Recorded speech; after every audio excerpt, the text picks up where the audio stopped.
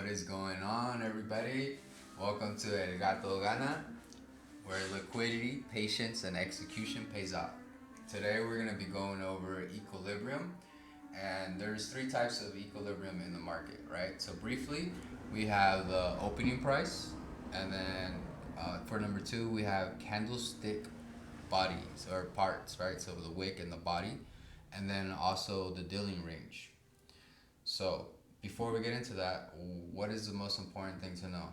Narrative and context, right? We want to know where price is and predict where it might go next. So, what is the higher time frame directional bias, right?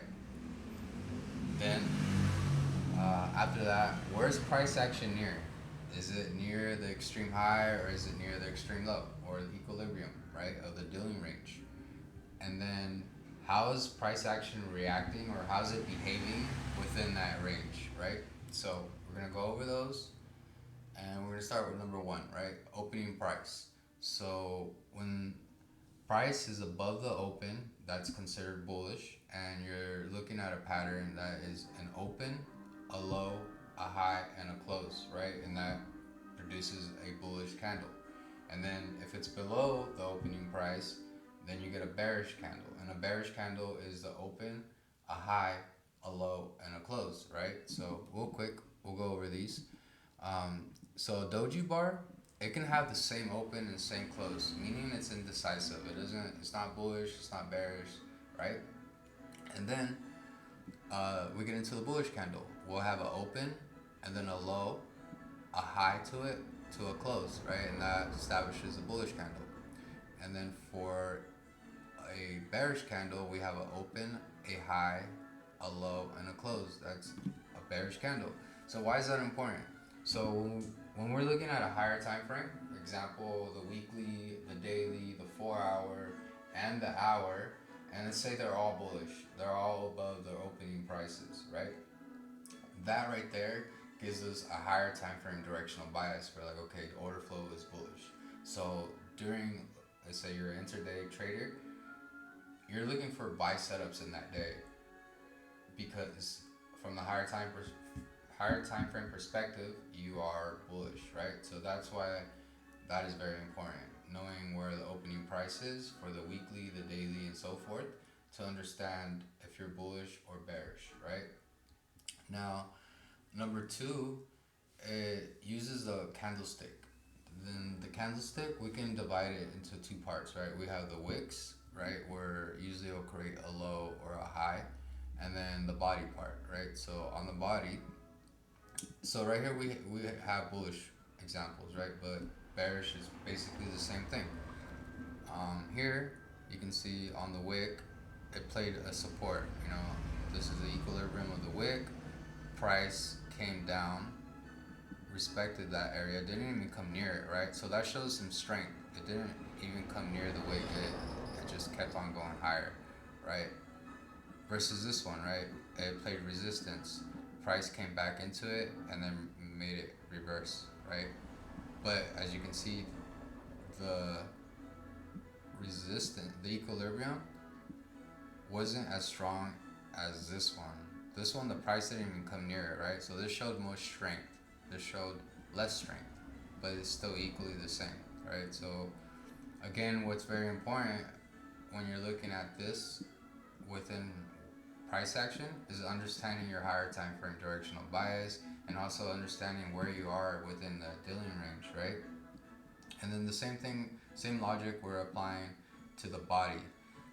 Usually you'll see that on an imbalance, like an imbalance bar or an implosive bar or a displacement bar or a fair value gap or whatever you want to call it. You'll have, well, the midpoint where is the equilibrium, right? So if you have a bullish displacement, you want to see price remain above it and act as support, right? And if you have a bearish displacement, you want to see price below it and act as resistance, right?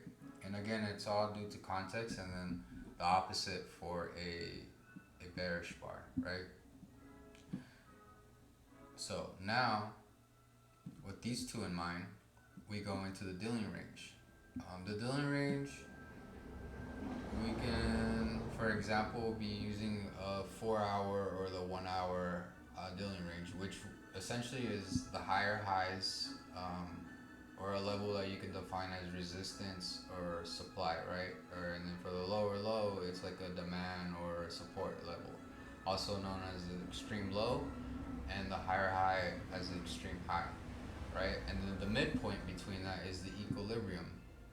So for the first example right here, we have like a bearish order flow, right? Price came to the top, created a higher high, and then the lower low. And as you can see, it just kind of bounced around, and then now it's hovering below the equilibrium. And on the higher time frame, we have this bearish order flow, so there's a good probability that this will continue going down, right? Because it's all about the context and narrative of where you're at, but also understanding the equilibrium of the dealing range, and then the candlesticks that are forming that dealing range, and then the opening price of the directional bias that you have from your higher time frame, right? And then for our bullish example here, price came, created the lower low, and then the higher high, and then started ranging, and now it's above its equilibrium, right? So it's holding above it for strength. So those are the three types of equilibriums that exist in the marketplace, and again, it's all dependent on narrative and context. You want to know what the higher time frame directional bias is, number one. Number two, is price near the extreme high or the extreme low of whatever time frame that you're working with, whether it be the 15-minute, even the 1-minute range, the 5-minute range, hour, 4 hour, the daily, the weekly, whatever range you're working with.